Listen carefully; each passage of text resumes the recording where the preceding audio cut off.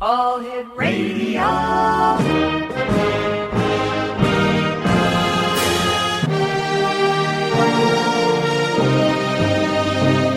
Welcome to the X Zone, a place where fact is fiction and fiction is reality. Now, here's your host, Rob McConnell.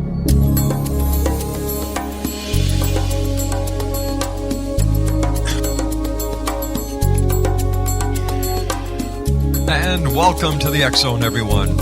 My name is Rob McConnell, and for the next 4 hours, I'm your host and your guide as together we cross the time-space continuum to this place that I call the X Zone. It's a place where people dare to believe and dare to be heard.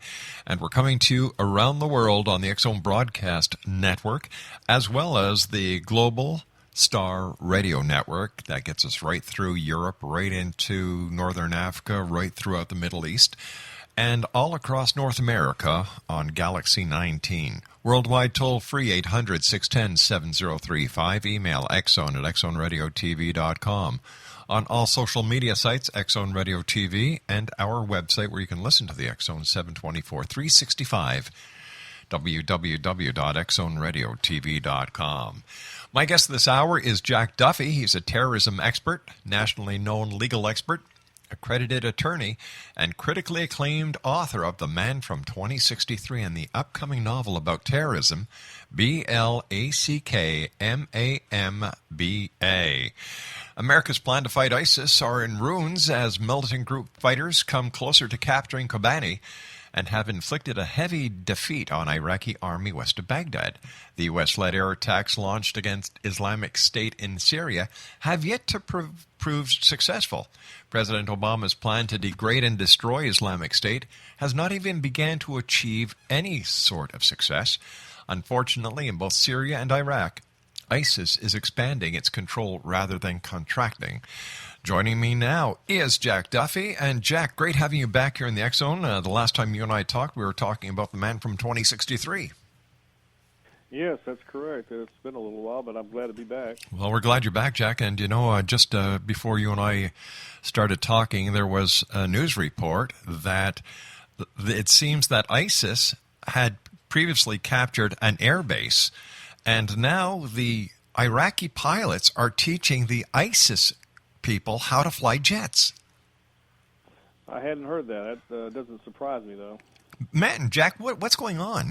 Here we thought President Obama says, all right, we're going to get air support in there. Is it my imagination, or have the countries of the world underestimated the power and strength of ISIS? Oh, I think so. There's no question about that. The United States, under Obama, in the last few months has, basically Obama, I don't blame our country, I blame Obama because he's the one that's in charge. He's the one that has decided not to do anything until so late in the game now.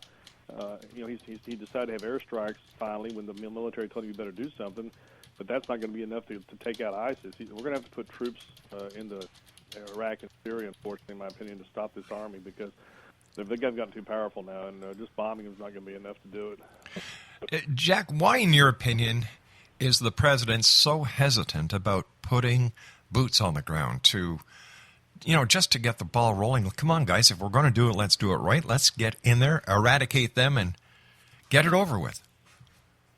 Well, I think he ran on a platform of wanting to end a war, not start a war, and so I think he's stuck in that mentality. And even though his generals and other military advisors are telling him you've got to put people in there to fight this group, he just doesn't want to believe it or just doesn't want to do it for some reason. I don't know why he's not doing it. I really don't. I wish I could talk to him and ask him, but he's making a big mistake in my opinion. And every week that goes by that we don't do something, it's just going to make it worse and worse and worse until we're really going to have a problem. What I can't understand, Jack, is that he put initially 4,000 troops into Africa to fight Ebola. Yesterday, he just called up another 3,000 reservists, putting them in Africa to fight against Ebola. Here we have 7,000 members of the military who have had no protective training against Ebola whatsoever. There is no known vaccine for Ebola, and he's putting them in direct harm's way. And just further up the continent of Africa, you've got a terrorist action that can actually cause a lot more havoc on American soil then Absolutely. it just doesn't make sense to me. And listen, I'm not a political expert. I'm not a military expert, but I'm just telling you as a John Q. public who's watching what's going on, I don't get it.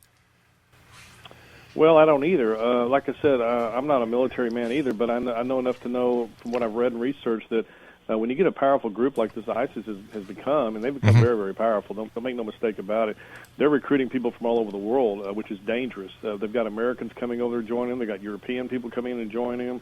They've got people from all over the place wanting to join this group for some reason because they identify with their crazy ideology. And that's a real problem because when you have our own people, Americans wanting to join a group like this, and then who knows if they're going to come back into our country someday, which they probably will, right, be radicalized, and then they start coming over here and killing people over here in the United States. So it's just going to be like a mushroom effect. It's going to get worse. Jack, please stand by. Great having you with us. X-Zone Nation, my guest this hour is Jack Duffy, and we've had the pleasure of having Jack on before. Here's a couple of websites, jackduffyattorney.com, themanfrom2063.com, and blackmambajackduffy.com. And Jack Duffy and I will be back on the other side of this short break.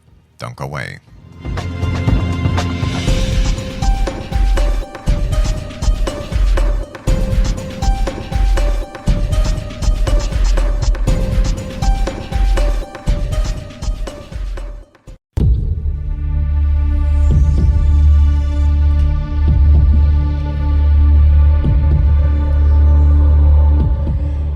Jack Duffy is our special guest this hour, X-Zone Nation, and Jack has a new book coming out. It's called Black Mamba, and Jack's website is blackmambajackduffy.com. And Jack, tell us about your book.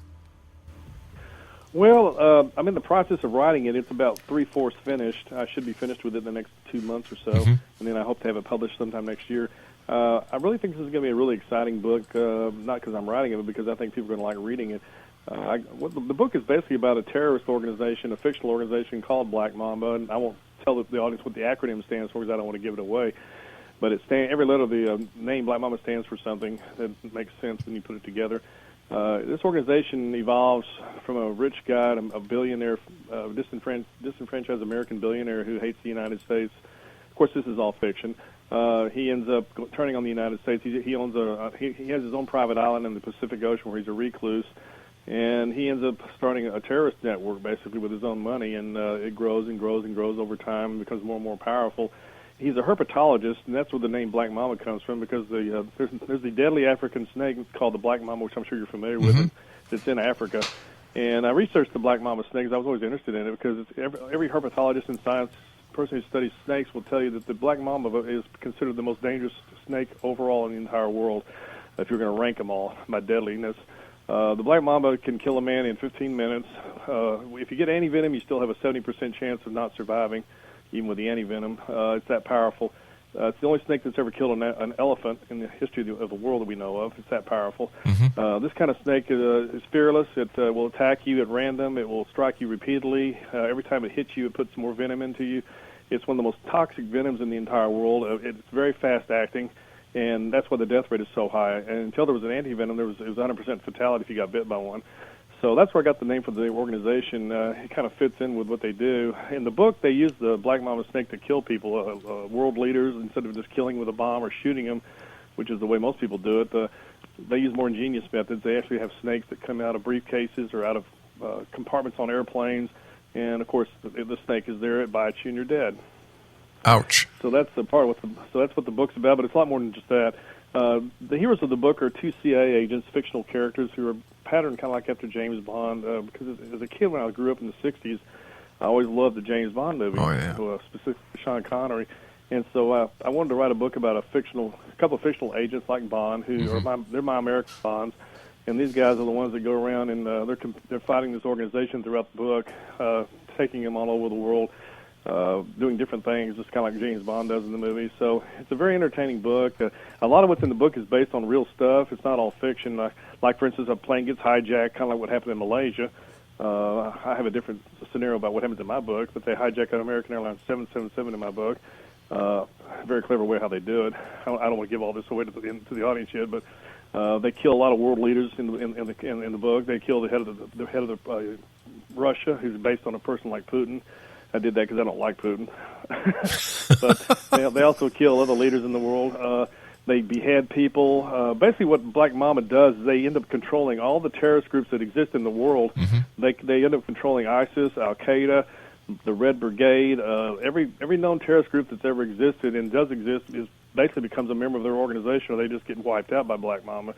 So that part will probably never happen. I don't think we'll ever have a major group that can take over every other group and control them. But in the book, they do control them, and that's how powerful the group becomes. They become so powerful they use nuclear weapons against the United States. I don't want to give that away, but so there's a lot of stuff in the book that's kind of based on a lot of reality, and I think it's going to be a very entertaining, thrilling book. Jack, what is the biggest threat the U.S. faces today from terrorists? I think it's a nuclear attack, like what's described in my book. There's some suitcase portable nuclear weapons that the former Soviet Union had that have been lost or unaccounted for since the Soviet Union collapsed. And the CIA doesn't know where they are. The Russians aren't completely sure where they are. They don't know who's got them or if anybody has them or where they are located. And that's a scary thing, because if one of those weapons falls into the hands of a terrorist group and they find out how to detonate it, then they'll do it. They'll bring it over here and they'll explode one in New York or Washington or someplace here in the United States. So I think that's our biggest fear right now. In fact, there was an interview with the current FBI director on 60 Minutes last week where he talked about that very thing, that was the biggest fear that our country has right now is a nuclear attack. Jack Duffy is our special guest. He is the author of an upcoming book entitled Black Mamba.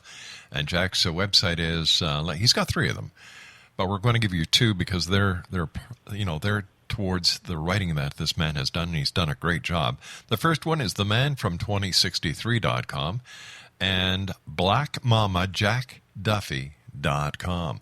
Jack, do you think President Obama has done enough to fight ISIS? No, I don't. I think he's way behind the curve. I'm very disappointed in what he's done and hasn't done. He just, like we talked earlier, he just seems to think that this isn't a big enough threat to really get too worried about it, and he's totally wrong. I mean, how can you ignore when they're beheading Americans over there on video? They're massacring people over there, machine gunning them down in ditches like the Germans did in World War II. They're crucifying people. They're beheading children. They're just doing the most incredible atrocities to everyone who disagrees with them, killing civilians right and left. Why he thinks that's not a threat is beyond me, because if they keep getting stronger and stronger, they're going to keep doing this to other countries. They're going to invade other countries. They may go into Saudi Arabia where the oil fields are. They've already got oil fields as it is right now. That's where they're getting all their money from. Right. They get about $6 million a day off oil that they're selling right now. That's why they're so wealthy. I mean, this group is a lot worse than Al-Qaeda ever was. I mean, Al-Qaeda even broke away from them because they were too brutal for Al-Qaeda. Now, imagine that. Al-Qaeda thinks they're too brutal. The countries that are buying the oil from ISIS, shouldn't they be under some sort of sanction as well? Well, yes, absolutely. I mean, they're financing this group, helping finance them by buying the oil from them. So, absolutely. How do you stop a group like this? It's kind of like how you stop Hitler. I mean, I compare him a lot to Hitler in some ways. I mean, this is the same kind of situation. You have to put an army on the ground, and we're going to have to get other allies like Germany, France, Britain, Australia, Canada, other countries like us who have something to lose in this fight, and some of the more reasonable Arab countries that are on our side, like Jordan and the United Emirates and some of these other countries over there, need to join in with us. And we're going to have a massive combination of troops from all sorts of countries to go in there and kill these people and get rid of them. I mean, that's the only way to beat them. It's going to be interesting to see if ISIS invades Turkey or crosses into Turkey, because Turkey is a member of NATO.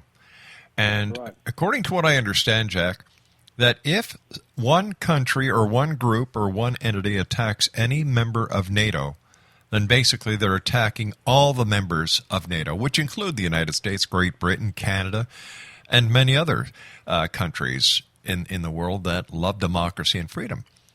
If they do that, and Turkey that has a significant army, if Turkey doesn't do anything then, man, we've got real problems. Right. I don't know if they're going to be crazy enough to go into Turkey or not, because then they're going to have a fight on their hands, like you said, because Turkey's pretty well armed and will fight. If they do that, then then we got to come in and help Turkey too, and Turkey will be joining the fight. So I think ISIS can be eventually defeated, but it's not going to be done overnight or within a month or two. It's going to take time to beat these people, because Obama's let them get to the point now where they're extremely powerful, extremely dangerous, and they're getting more and more stronger every week. They're not getting weaker; they're getting stronger. And when you let an organization keep growing and growing like this, it's kind of like Black Mamba in my book. It starts hitting all the world. I mean, they had ISIS was putting out threats in Australia. They were telling people, the followers in Australia, to go out and grab people on the streets in Australia and go behead them. I mean, that just happened just not too long ago. They were telling people to do that.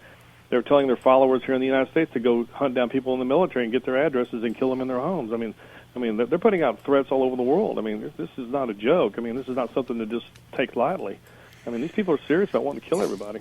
I understand that putting boots on the ground in Syria, going against ISIS on the ground, it is against what President Obama wants his legacy to be. However, big deal. You've got a problem. Face it. It seems that the midterm elections also are playing a part in what's going on, and people are dying. Right. What do you think it'll take? They just had a poll last night on O'Reilly's show that like 70% of the country disagrees or thinks Obama's doing a very poor job leading the country right now.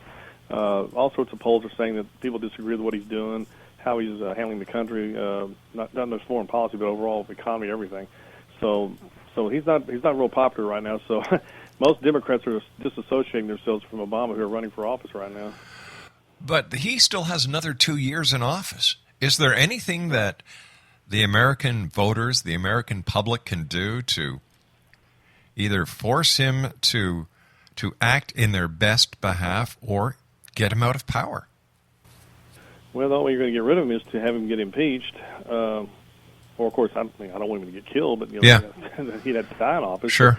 Impeaching him is probably not going to happen. So I mean, I think we're stuck with Obama for 2 more years, whether we like it or not. Hopefully, if the Senate goes Republican, which it probably will in November, then he's not going to have. Congress will be controlled by the Republicans, both houses, and he's going to have a real hard time getting anything accomplished. So he'll just be a lame duck for 2 more years. But then that doesn't help us any because he's still in there for 2 years. So I don't know what's going to happen. All right, if both houses go Republican, doesn't he still have the option of signing executive orders that they cannot block? I don't believe he can just unilaterally just pass whatever he wants to. I mean, he's going to have to get some congressional approval on certain things. He can't just do everything uniformly, unilaterally like he's trying to do. I mean, only Congress can declare war, for instance. I mean, he can't do that. So he'll try to do whatever he can without having to get congressional approval. That's for sure. But he's going to be limited, in my opinion, about what he's going to be able to accomplish. But hasn't he already taken actions that require the approval of Congress? He has. He's basically just thumbed his nose at the Constitution and done what he feels like doing. And up to this point, he's gotten away with it, unfortunately. So I'm not in Washington. I'm not in Congress. So I don't know why they're not blocking him or why they're not trying to do something about it. But he definitely thinks he's the king and he can just do whatever he wants to. But as long as he's running the country the way he is right now, we're going to have problems the next 2 years, and it's not going to get any better. I mean, what I'm afraid of is that we may actually have another 9/11 on his watch, which I hope doesn't happen. I'm scared we're going to have another 9/11 before he leaves office, and it's going to be because of the way he's doing things that's going to cause it. I mean, he's broken down dismantled a lot of what Bush and Cheney put together to protect the country. He dismantled a lot of their policies. He did away with the waterboarding, saying it was torture, when CIA said it wasn't torture; it was legal. We got a lot of valuable information from terrorists by waterboarding them. So he's done away with that. He's done a lot of things to just make it a lot easier for terrorists to attack us. All right, Jack, please stand by. You and I have to take our news break at the bottom of the hour. Exonation, Jack Duffy is our special guest. He has a new upcoming book entitled Black Mamba. His website, www.themanfrom2063, that's themanfrom2063.com, and blackmambajackduffy.com. And we'll be back on the other side of this break as we continue here in the X Zone from our broadcast center in Hamilton, Ontario, Canada. Don't go away.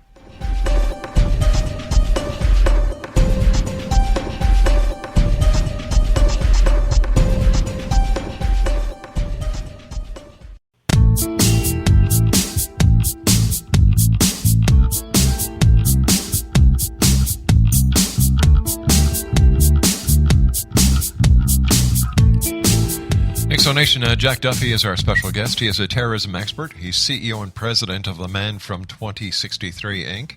He's an accredited attorney at law with over 20 years of experience.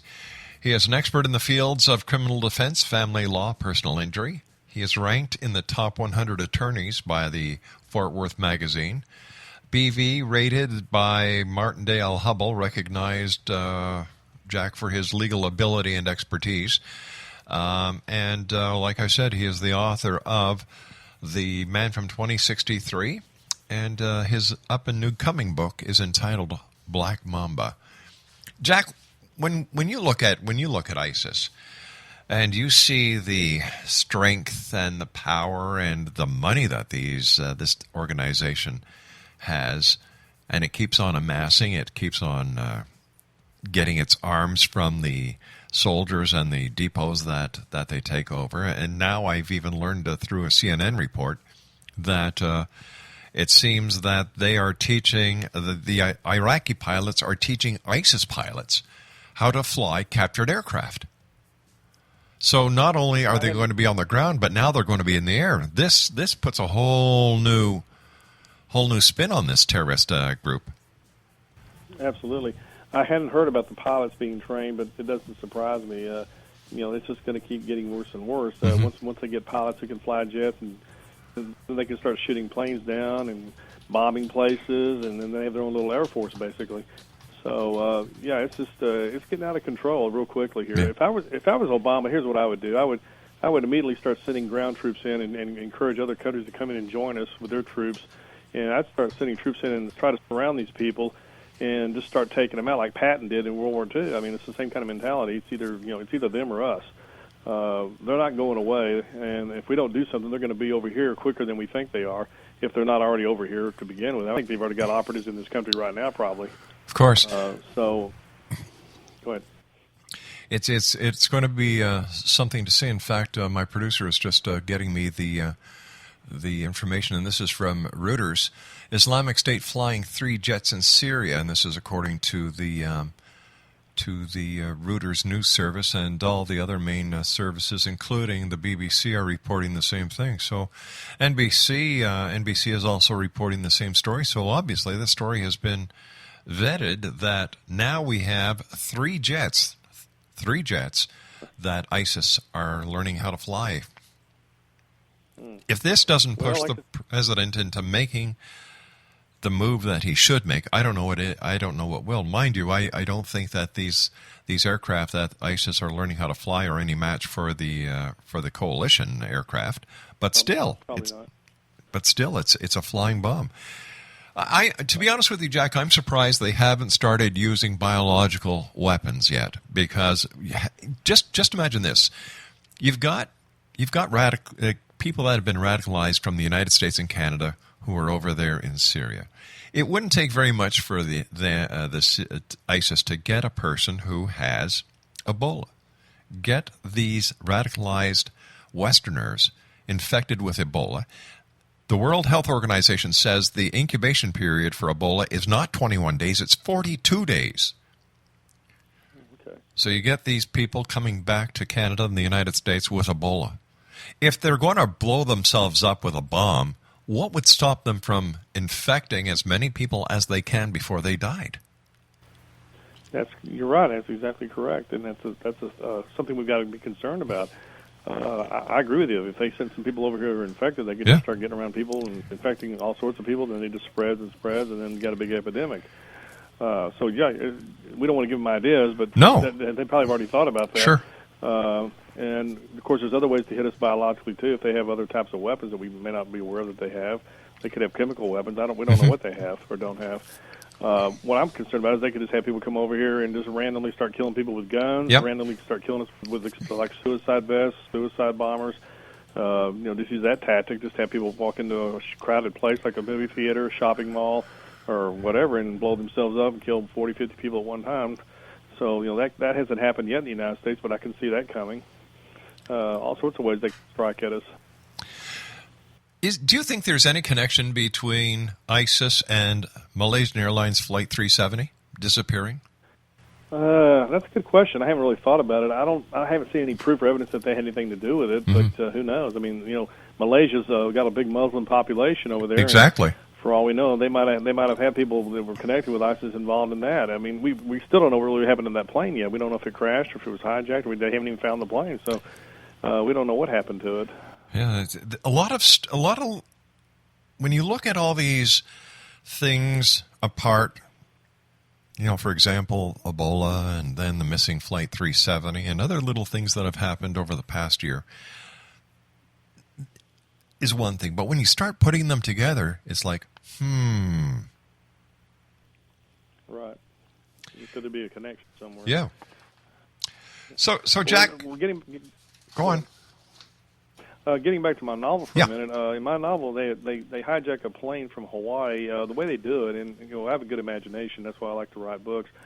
But I hope I'm not giving them ideas in my book. But the way they do it is they have a pilot who's a regular employee of the American Airlines, a fictional pilot who's upset and ticked off at American Airlines because he was demoted and reprimanded for drinking on the job. And so he's mad at the airline, and he's become a Muslim and become a jihadist unknown to them. And he and his co-pilot, who's not involved with him, fly together a lot on flights. And so in the scenario I put in the book, it's kind of scary because it's very believable. It's very realistic what could happen. They take off in a jet with a plane load of people out of Hawaii, and the guy who's the jihadist kills his co-pilot. I won't say how he does it, but he kills the co-pilot once the plane's in the air. He gets on an oxygen mask, and he takes the plane up to 42,000 feet, which is the maximum altitude that those planes are designed to fly to. And without oxygen, everybody's going to die. As you probably already know, they die from hypoxia when the plane gets to that kind of level of atmosphere without oxygen. So he kills all the passengers on the plane by doing that. So he's the only one that's left alive now with the plane. He flies the plane below radar, like this Malaysia plane might have done, where they can't track it easily. Turns off the transponder. And in the book, of course, it's fiction to some degree, but he's able to fly the plane to the headquarters of this massive terrorist group that operates out of the Pacific. He lands the plane on their island. And, of course, nobody knows where the plane's gone now. And the plane's hidden in a hangar underground, which has specifically been built to accommodate a plane of that size. So that's what happens in my fictional world. But, something like that is very possible. Something like that could very easily happen, though, on a bigger scale. Why do you think there's going to be another 9/11, Jack? Because I think they're determined that they're going to hit us again somewhere a lot harder than they did the last time. When I say they, I mean it could be Al-Qaeda, it could be any group, but I just think they're determined they want to do more damage to this country, and they're thinking of another more diabolical way to kill more people the next time, and I think it's going to happen sooner or later, unfortunately. I can't understand the mentality. I can't understand the thinking. It boggles my imagination, Jack, to see what these terrorists are getting away with, all in the name of religion. And yet, right. I see what is happening in France. I see what is happening in the United Kingdom, where Sharia law is being implemented. Mm-hmm. And why is Western society and Western thinking so afraid of these people? Well, I guess we're afraid of them because they don't value human life like most civilizations do. They don't care about dying or killing people. In fact, the way they interpret the Quran is to kill everybody who doesn't agree with Muhammad. Go out and kill the infidels. And so, anybody who doesn't agree with their interpretation of the Islamic religion, they're just going to kill. So, we've never had an enemy quite like that in our history before. Maybe back in the Middle Ages or something, but not in the recent history. I mean, even Hitler wasn't like that. Even Hitler wasn't religiously motivated. He was just he wanted a supreme race, but he even wasn't doing some of the crazy stuff these people are doing. Do you think it's possible then we need to take a look back in history and find out how the Muslim wars of days gone by were won, and take a lesson from history and start fighting fire with fire? Oh, absolutely. Yeah. Getting back to the 9/11 thing you asked me about a while ago. Well, let me give you a very realistic scenario of how another 9/11 could happen, and I don't think it's going to happen, but it could. Let's say you have something like the way I describe in my book, where you have a couple of pilots who are Americans, who are not Muslim, who are not Arab, but for some reason have been converted over to their way of thinking. We don't know if somebody like that out there really exists or not. They may very well be out there. Let's say a couple of pilots get in the cockpit of a plane, and they're going to crash the plane on purpose. Now they have cockpit doors where you can't get into the cockpit as easily like you could back before 9/11. So these guys could literally take a plane off somewhere in the United States, fly anywhere in the United States, take off with a plane load of people, and pretend like they're flying to the regular destination. And they could do it on a day when there's a big event going on, like a football game in an NFL stadium or some big event somewhere where lots of people are. Oh my God! Yeah. Make sure they fly out of a city close by where that football stadium's going to be, close to when the game's going to be going on, they could fly over to that stadium and just fly the plane right into the stadium before the Air Force or anybody could react quick enough to do anything about it. I mean, you don't think that could happen? It could happen very easily. Where there's a will, there's a way. And we saw that with 9/11. Who said it had to be hijackers? And who said we have to have hijackers do it the next time? Exactly. So when we look at the when we look at the big picture, Jack, using your legal experience and the way that lawyers think, and especially since you are an author and you can take it further than any other lawyer I've ever had the pleasure of talking to, how can the U.S. defend itself from attacks on Homeland? Well, it's going to have to be through superior intelligence, like the CIA and the FBI working together. I don't know if you're aware, but before 9/11, I learned this from reading other books, that there was a wall between the two agencies before 9/11 happened where they could not really communicate with each other about what they had found out regarding enemies, foreign and domestic, that they were not allowed to communicate. There was like a wall dividing their two agencies. Of course, Bush took that wall down after 9/11, so now they can exchange information with each other now. But it's going to be intelligence is going to how we're going to defeat these people. We have to penetrate cells, find out who's up to stuff, who's talking about doing things, who's radicalizing people, who's writing things on Facebook or writing things on a computer, cell phones, intercept messages from cell phones. It's just going to be intelligence is how we're going to have to stop these people, because we've disrupted a lot of terrorist plots since 9/11 through good intelligence. I don't know if you're aware of that, but we've disrupted many, many plots that would have succeeded otherwise had we not gotten the right intelligence. So that's the way we prevented another 9/11 so far. But that's how we're going to have to stop these people. That's the only way to do it. There are so many people who complain about Big Brother watching too much, that the intelligence agencies and the government has too much power. My response to them, Jack, is, if you've got nothing to fear, you have nothing to. If you have nothing to hide, you have nothing to fear. Right. So I agree with that. So even the FBI is now going to Google and other internet IPs and internet search engines and saying, "Hey, listen, guys, you're using this encryption method that is tying our hands. We can't fight the bad guys. You're giving them illegal loopholes." Right. How do we convince the American public or the public in general that in order to fight in today's society, we need to give law enforcement and the intelligence agencies the powers that they need in order to protect us? And once again, I cannot understand why people get so sensitive about their privacy if they have nothing to hide. Right. Well, I mean, some people think, well, I don't want everything that I'm saying on a cell phone or everything I'm writing on a computer to be able to, for Big Brother to be able to find out about it. Well, I agree with to some degree on that, but for the most part, the CIA is not monitoring every person's phone calls. They're monitoring. The FBI is monitoring people who are suspicious or who have raised a red flag through their activities, or they've been tipped off about somebody from some other person who's associated with this person. That's who they're really zeroing in on, because the vast majority of the American people are not going to become terrorists, obviously, and it's just a small percentage that's going to do harm to this country. So, if you were president of the United States, Jack, what would you do? If I was president right now? Yes, sir. As far as helping the FBI and the CIA catch people, or this entire terrorist scenario that we've been talking about. I would go back to doing what Bush and Cheney were doing. I would go back to installing the same tactics, procedures that they put in place, like waterboarding people, like they were doing before. I would give the Homeland Security a lot more power than they have. Which is kind of what Bush and Cheney did, to start intercepting phone calls and zeroing in more on people. I would ramp it up a lot more than what Obama's doing, and try to get back to the way Bush and Cheney were doing things back when they were in office, because they were doing it right, in my opinion. And Cheney even admitted that that's the reason why there was not another major attack after 9/11, because of the procedures that they put in place and the tactics that they started using against terrorists to get information. He talked about all the information that they got out from waterboarding, that it was very useful. I mean, that's how they found out about who was behind the 9/11 attack. The guy finally confessed that he was the mastermind when they waterboarded him, and so it does work. Yeah, because these people certainly don't play by the by the rules. So I think that our law enforcement agencies or our intelligence agencies should fight fire with fire. Absolutely. Yeah. I'll tell you what I would start doing. I mean, I don't know if American people may not like it, but some of these big wigs that we've captured that are in Gitmo, that are their buddies, I hate to be ruthless, but you might want to take one or two of those guys out and behead them on TV, and let the enemy see. We can play this kind of game too with our prisoners. If you want to play that kind of game, we'll start killing your people over the same way you're doing our journalists. An eye for an eye. Exactly.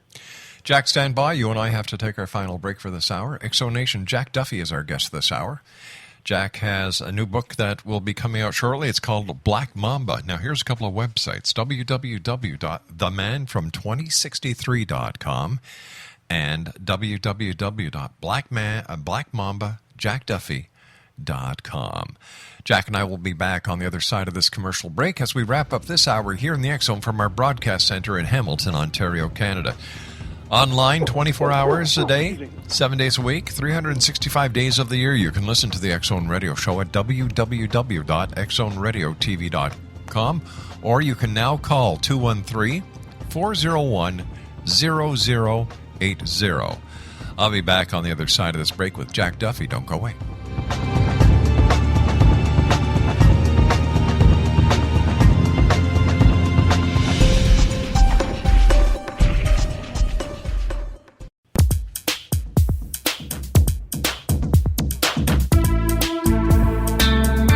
Exonation, Jack Duffy is my guest, and during this hour you've heard me talk about www.theman from2063.com.